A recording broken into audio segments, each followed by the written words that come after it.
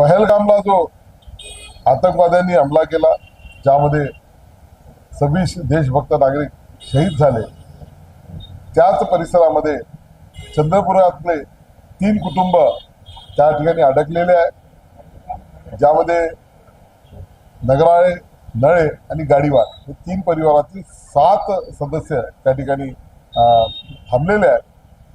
त्या लोकांशी माझा संपर्क झालेला आहे, माझं प्रत्यक्ष त्यांच्याशी बोलणं झालेलं आहे आणि हे बोलणं करत त्यांची पूर्ण माहिती जाणून घेतली. मी जम्मू काश्मीर प्रशासनासोबत बोललो, त्यांनी सुद्धा त्यांच्यासोबत संपर्क साधला.